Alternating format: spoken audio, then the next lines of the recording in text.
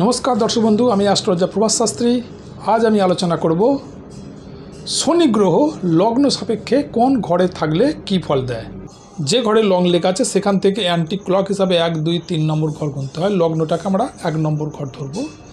ताहले शनि जदि এই লগ্নেতে অর্থাৎ লং যে ঘরে লেখা আছে সেই ঘরেতে যদি শনি গ্রহের অবস্থান হয় তাহলে সেই সমস্ত ব্যক্তিরা তারা একটু রুগ্ন ধরনের হয়ে থাকে। তাদের বিভিন্ন রকম শারীরিক অসুস্থতা লেগেই থাকে। এরা ব্যক্তি বিশেষে তার সাধারণত এরা একটু দারিদ্রতার মধ্যে জীবন কাটায়। এরা কঠোর হৃদয় সম্পন্ন হয়। এই শনি যদি লগ্নে থাকে সেই সমস্ত ব্যক্তিদের দেখা গেছে অল্প বয়সেই তাদের একটা বৃদ্ধের ছাপ, অর্থাৎ যেন মনে অনেক বয়স হয়ে গেছে এই ধরনের তাদের মনে হতে পারে। এবং শনি এই লগ্নে থাকলে যেমন দরিদ্র করে ব্যক্তিকে, তবে এই শনি যদি সেই লগ্নে তুঙ্গস্থ হয়, অর্থাৎ যদি তুলা লগ্নে হয়, তুলা লগ্ন শনি তুঙ্গস্থ হয়, যদি তুলা লগ্নে এবং এই তুলা লগ্ন হয় এবং সেই তুলা লগ্নেই যদি শনি অবস্থান করে বা ধনু রাশিতে যদি থাকে বা মীন রাশিতে যদি থাকে এবং এগুলি যদি তার লগ্ন হয়ে থাকে তাহলে কিন্তু শনি শুভ ফল দিয়ে থাকে। এখানে কিন্তু শনি কিন্তু সেই মানুষকে দারিদ্রের যে যন্ত্রণা সেইটা কিন্তু উপভোগ করতে দেয় না। এবং এরা কিন্তু প্রচণ্ড জ্ঞানী হয়, নানা ধরনের জ্ঞান এদের মধ্যে থেকে থাকে। এরা প্রচণ্ড উদ্যমী হয়ে থাকে। এরা জীবনে কিন্তু প্রচণ্ড সফলতা অর্জন করতে পারে। যাই হোক, যদি লগ্ন সাপেক্ষে দ্বিতীয় ঘরে থাকে সেই সমস্ত ব্যক্তিরা দেখা গেছে তারা একটু মিথ্যা কথা বেশি বলে থাকে, অর্থাৎ তাদের মুখের মধ্যে এক কথা মনের মধ্যে এক কথা এটা থেকে থাকে। এরা বিভিন্ন প্রতারণামূলক কাজের মধ্যে এরা অর্থ উপার্জন করবার চেষ্টা করে। এরা কিন্তু ভ্রমণ প্রিয় হয়, এক জায়গায় স্থির থাকে না। এরা কিন্তু ঘুরতে খুব ভালোবাসে। যদি এই শনি দ্বিতীয় স্থানে যদি তুঙ্গস্থ হয়, আমি আগেই বললাম তুঙ্গস্থ হচ্ছে তুলার রাশির ঘর এবং স্বক্ষেত্র হচ্ছে মকর এবং কুম্ভ রাশির ঘর স্বক্ষেত্র। এই ঘরে যদি থাকে স্বক্ষেত্র এবং এটাই যদি লগ্ন হয় এবং তুঙ্গস্থ এবং সেটাই যদি লগ্ন সাপেক্ষে যদি দ্বিতীয় ঘর হয়ে থাকে এবং সেখানে যদি শনি থাকে, এরা কিন্তু প্রচণ্ড শুভ ফল দিয়ে থাকে। তবে এর যদি অন্য ঘরে থাকে, এই সমস্ত ঘর ছাড়া যদি অন্য ঘরে থাকে তাহলে কিন্তু শনি তাদের কিন্তু ধন সঞ্চয়ে বাধা সৃষ্টি করে। ধন সঞ্চয় মানে অর্থাৎ দ্বিতীয় স্থান থেকে আমরা ধন সম্পদ এইটা দেখে থাকি। তো লগ্ন সাপেক্ষে যদি দ্বিতীয় ঘরে থাকে তাহলে কিন্তু দেখা গেছে সেই সমস্ত ব্যক্তিদের ধন সঞ্চয়ে অনেকটা বাধা সৃষ্টি করেছে এবং তাদের ধন সম্পত্তি ক্ষয়ক্ষতিও হতে পারে। শনি যদি তৃতীয় ঘরে থাকে, তৃতীয় ঘরে শনি থাকলে কিন্তু এই সমস্ত ব্যক্তিরা প্রচণ্ড বিত্তশালী হয়ে থাকে এবং এরা কিন্তু প্রচণ্ড জ্ঞানী হয়।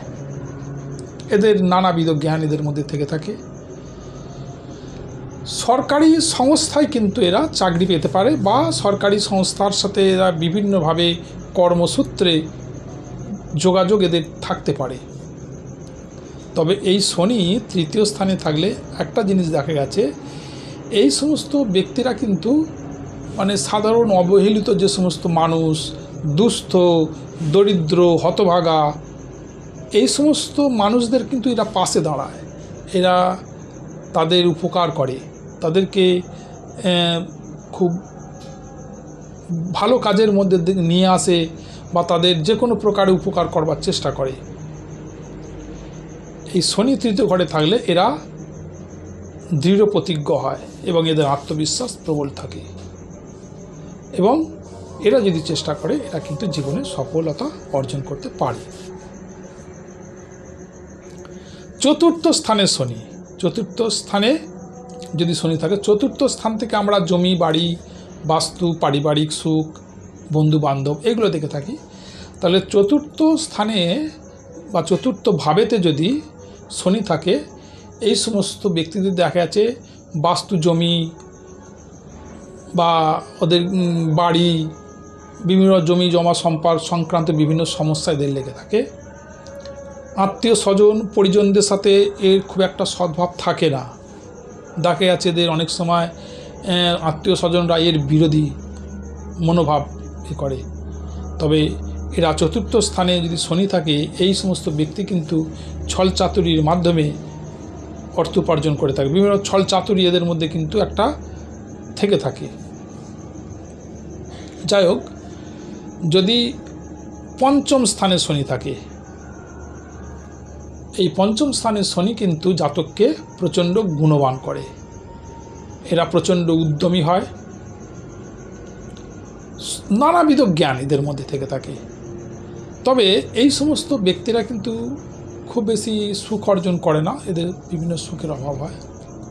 পঞ্চম স্থান থেকে আমরা পুত্র সন্তানের জায়গাটা আমরা বিচার করে থাকি। তবে পঞ্চমে যদি শনি থাকে, সেই সমস্ত ব্যক্তিরা পুত্রদের নিয়ে খুব একটা সুখী হয় না। যদি পঞ্চমে শনি নিচস্থ হয় বা শত্রুর ক্ষেত্রে অবস্থান করে, তাহলে দেখা গেছে এরা কিন্তু পুত্রহীন হয়ে থাকে, বা পুত্র থেকে এদের বিভিন্ন রকম দুশ্চিন্তা বা মানসিক আঘাত এগুলো কিন্তু পেতে পারে। তবে শুধু এটুকুই দেখলে হবে না, আর সাথে আরও অন্যান্য গ্রহেরও অবস্থান দেখতে হয়। যাই হোক, যদি ষষ্ঠ ঘরে শনি থাকে, ষষ্ঠ ঘরে শনি থাকলে কিন্তু এরা বিভিন্ন শত্রুর চিন্তায় সবসময় বিভোর থাকবে, যেন তার মনে হবে শত্রুরা এই তার বিভিন্ন ক্ষতি করে দিল, শত্রু যেন এদের পিছন ছাড়ছে না। তবে একটা জিনিস খুব ভালো ব্যাপার, সেটা হলো শত্রু এদের যতই পিছনে লাগুক না কেন, শত্রু কিন্তু এদের কিছুই করতে পারবে না। শত্রুরা কিন্তু পরাস্ত হয়ে যাবে এবং অনেক ক্ষেত্রে শত্রুদেরকে তারা নিজের বশে নিয়ে চলে আসবে।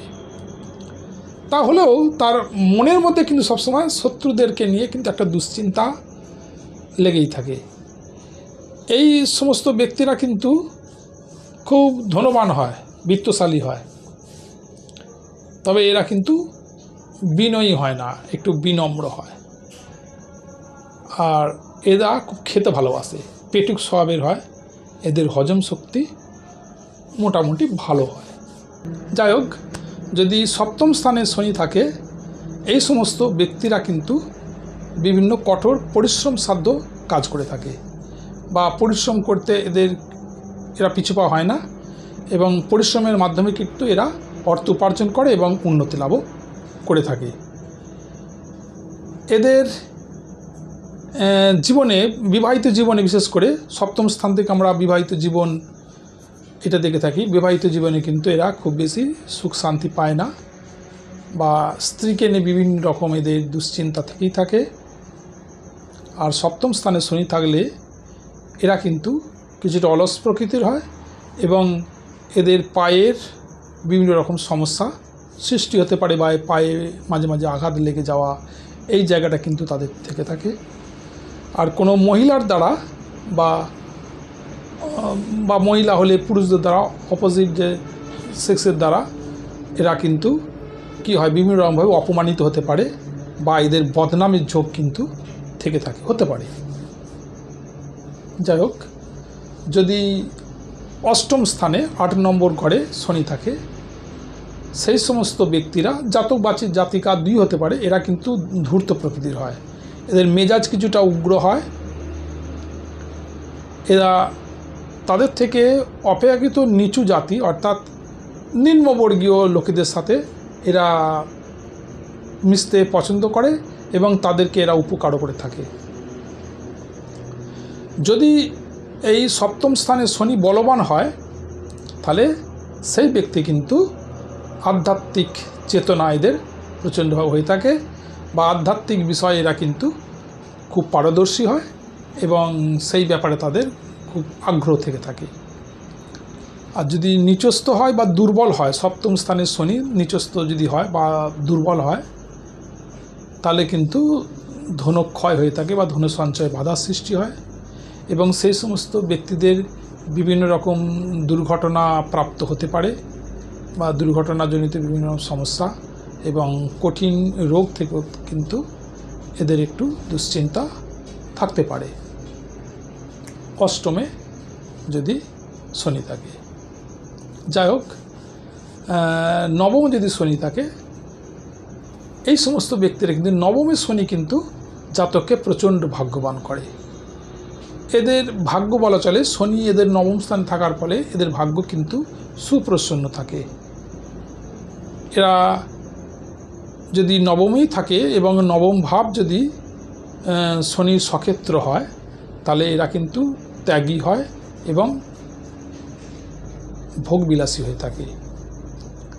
যদি এই নবম স্থানে শনি এবং সেই শনি যদি বক্রী হয়ে থাকে, দেখবেন যে আপনার রাশিচক্রে ব কথাটা লেখা আছে বা ইংরেজিতে আর লেখা থাকতে পারে, তাহলে কিন্তু তারা একটু নিঃসঙ্গ থাকতে পছন্দ করে এবং আরও কিছু অশুভ গ্রহের সাথে যদি সমন্বয় হয়, এরা কিন্তু অনেক সময় সন্ন্যাসীর মতো জীবনযাপন করতে পারে। অর্থাৎ এরা একাকিত্বটাকে পছন্দ করবে, তারা একটু দূরে থাকতে, সাধারণ জনসমগ্র থেকে একটু দূরে থাকতে পছন্দ করে থাকে, এগুলো দেখা গেছে। যাই হোক, দশমে যদি শনি থাকে, দশম স্থানে শনি থাকলে এরা কিন্তু প্রচণ্ড ধন সম্পদের অধিকারী হয়। ভোগ বিলাস প্রাচুর্য কিন্তু এদের লেগেই থাকে, প্রচণ্ড এদের হয়। এদের সম্মান প্রাপ্তির যোগ কিন্তু হয়ে থাকে। এরা ঐশ্বর্য, ধন দৌলত এদের যেন খুব সাধারণ ব্যাপার হয়ে থাকে। এরা দারিদ্রতা কিন্তু এদের অতটা এরা বুঝতে পারে না।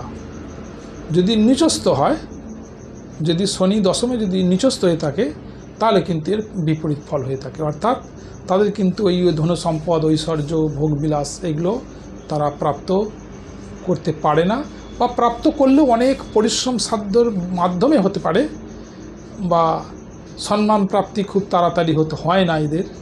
এটা যদি ওই দশম স্থানে যদি শনি নিচস্থ হয় বা শত্রুর গৃহে যদি অবস্থান হয়। তাছাড়া দশম স্থানে শনি কিন্তু সাধারণত শুভ ফল দিয়ে থাকে।